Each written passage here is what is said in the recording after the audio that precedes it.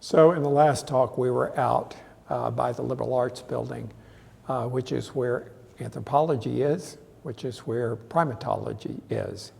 And we were discussing Jane Goodall, who essentially inaugurated the field of primatology, certainly was one of the pioneers in that. And in that talk, we were really looking at how optimism was such a driving force for Jane Goodall and how important that was for her creative problem solving.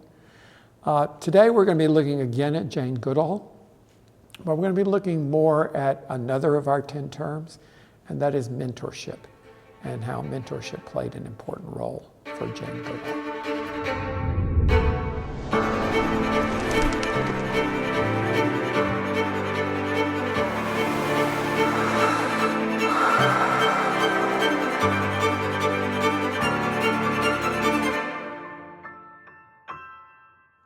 So Jane Goodall, if you recall, had no scientific background.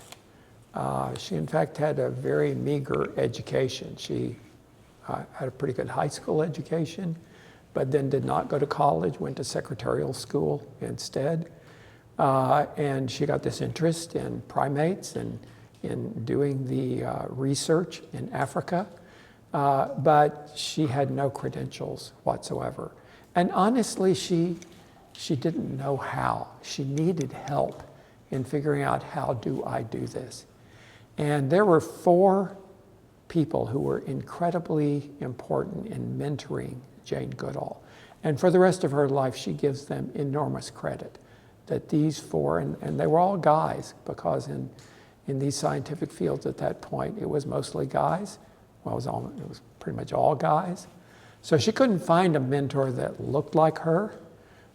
She was using mentors who were not like her, but who were absolutely essential in helping to make her into an extraordinary scientist, an extraordinary inventor, an extraordinary person who gave us breakthrough knowledge about really how human beings developed in their early evolution.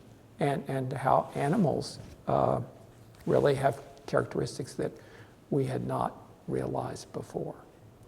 So one of those mentors who was super important was Louis Leakey. And in the last talk, we discussed how when she went to Kenya, she met Louis Leakey. He was the head of the museum, National Museum in Nairobi.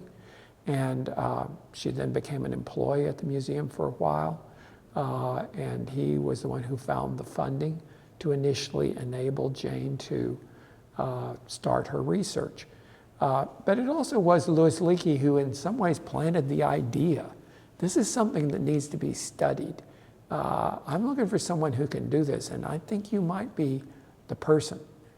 But throughout her career, Louis Leakey repeatedly found funding for Jane, that initial funding, but then he just kept on, and whenever he would propose a grant, he often would put a component in there for support of Jane's work. He advised her and educated her. She didn't know how to do field work. She didn't know how to negotiate her way in Africa. And Louis Leakey, he knew it like the back of his hand. He was African. He'd lived there all his life. And he had been doing field work at that point he was about 25 years older than she was. So he was in a mature part of his career when she was just beginning her career. He often handled the logistics for her. When you're doing field work out in the middle of freaking nowhere, somebody's got to kind of keep in communication with you, sometimes send supplies out to you, have emergency resources if something happens. And he was the backup.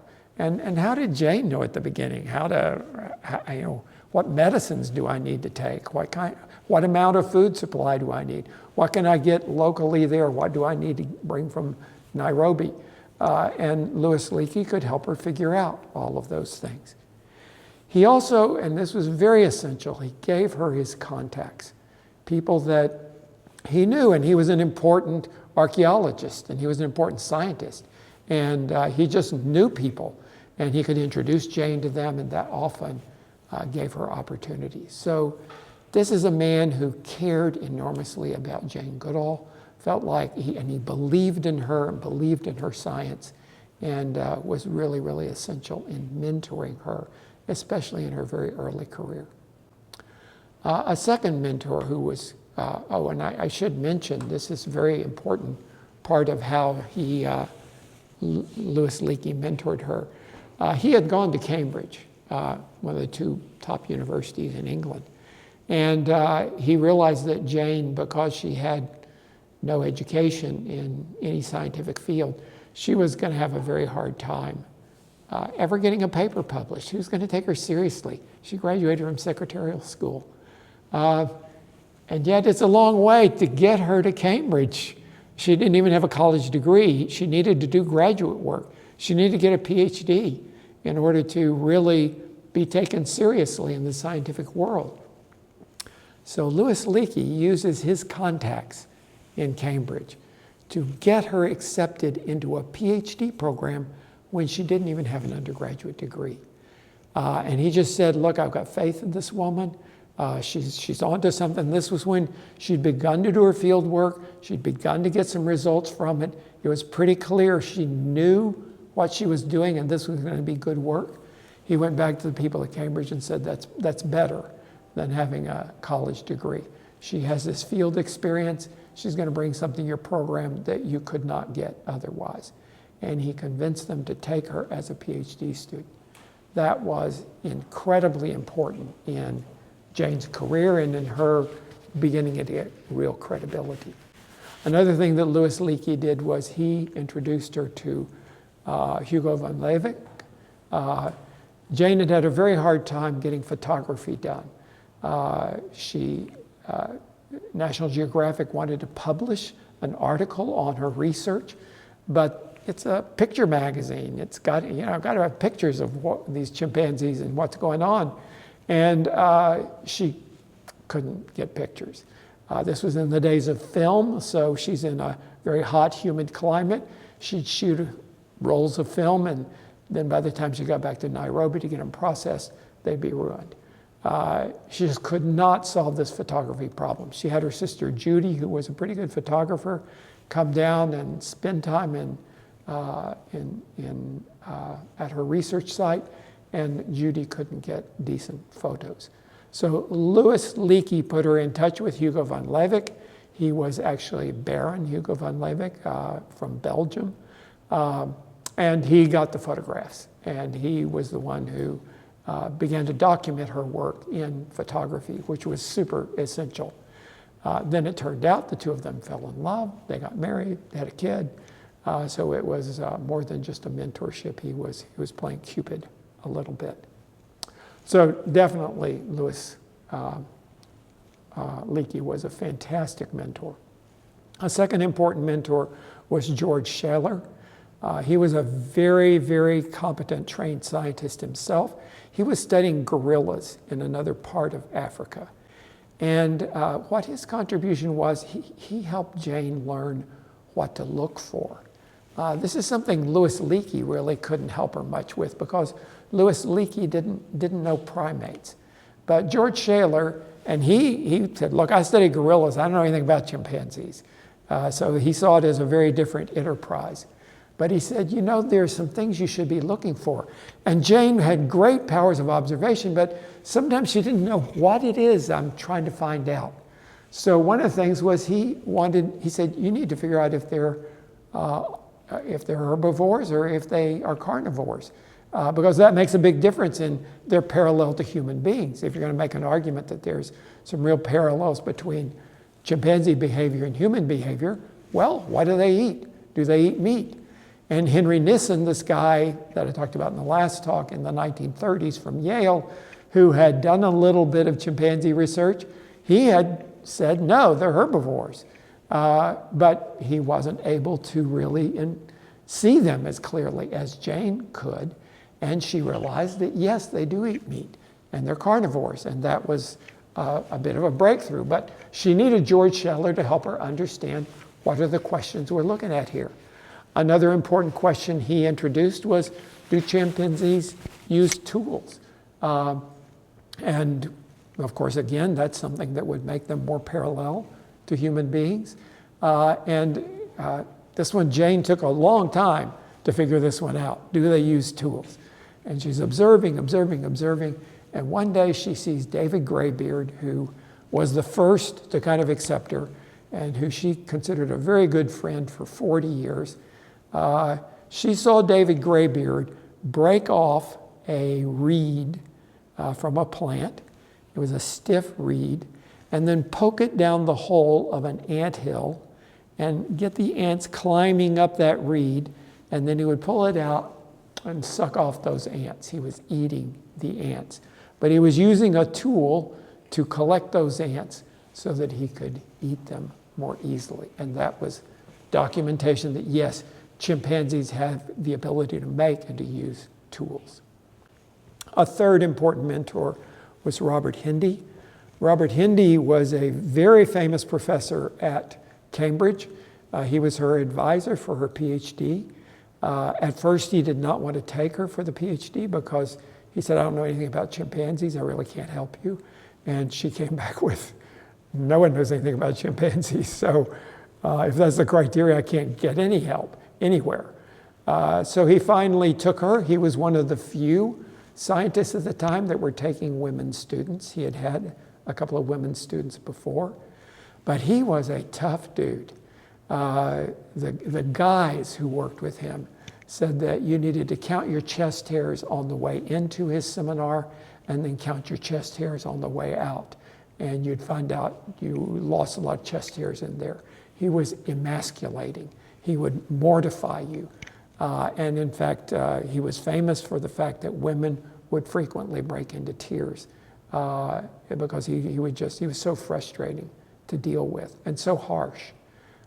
So he was a tough guy.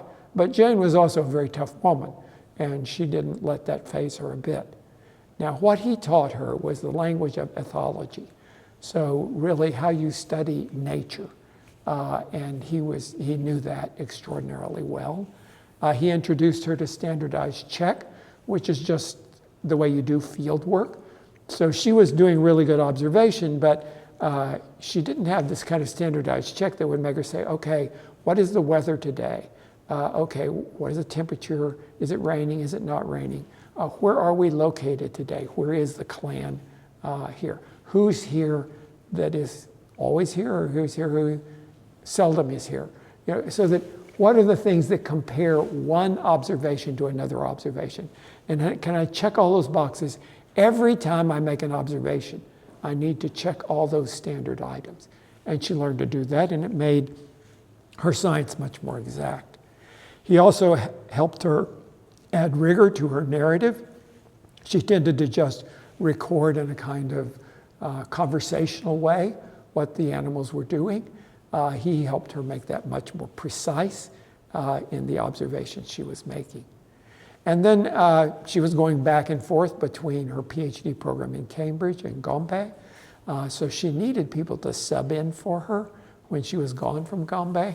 And he helped her get graduate students who would go down there and expand her effort to be more than just Jane doing the observation, but other graduate students as well. Robert Hindy, not an easy guy, but an extremely good mentor. And then the fourth mentor was David Hamburg. And he was essential in helping Jane get steady funding. She had always struggled with funding. And he said, you need to tap American sources for funding, not just European sources where she had primarily got her funding. And he said the way you get into America is you have to go on the lecture circuit. You have to be out there where people can hear you speak about the subjects you're talking about and get them excited about it.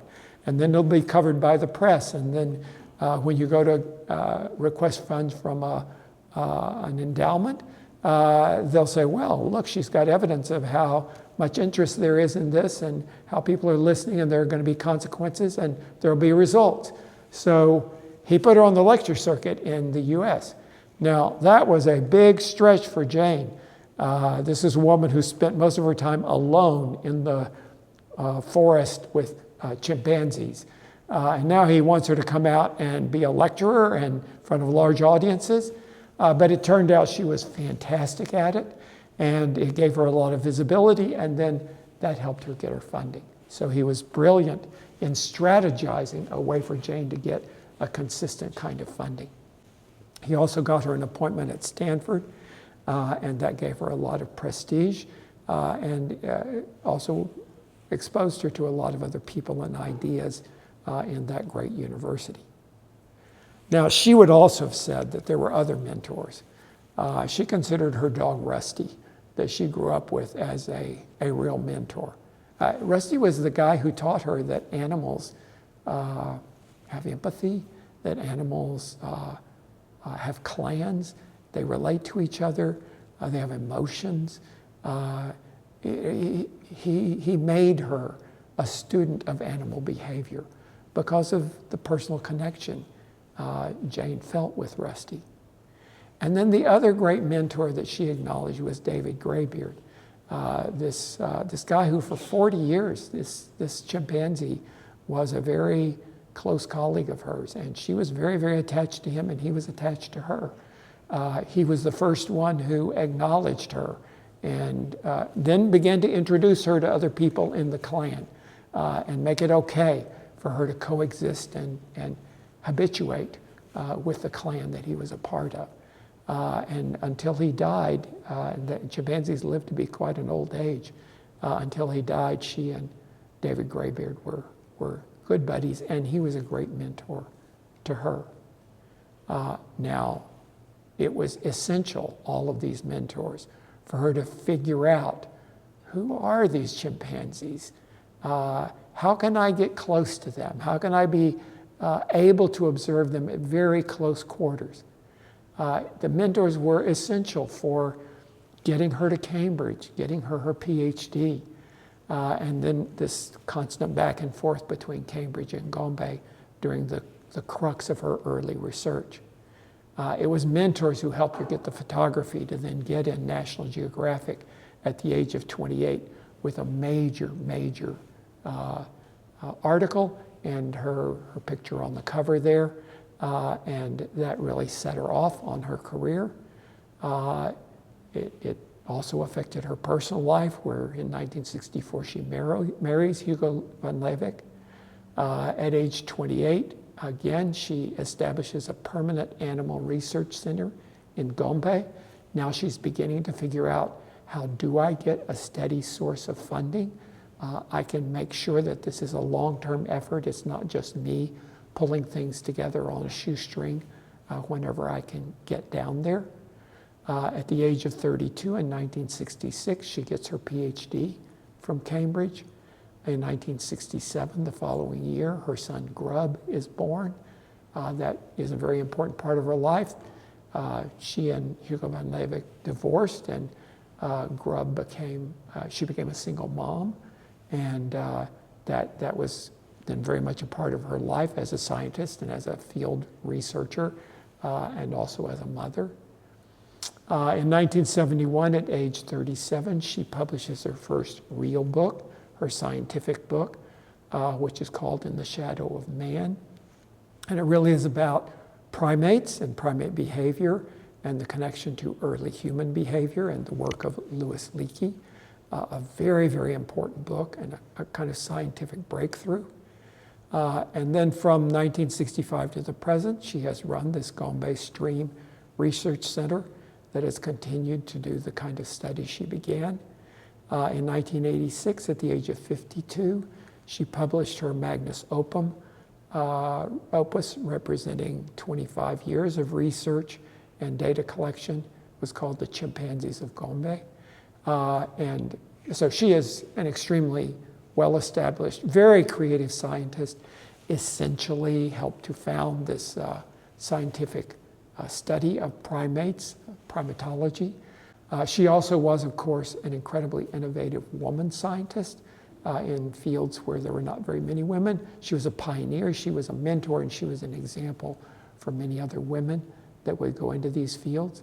She also has, in more recent years, been a huge advocate for ecology and for environmental issues, for preserving animal environments, for resisting the deforestation of Africa, and in very much protecting these native habitats, and also just the ecology of the African continent.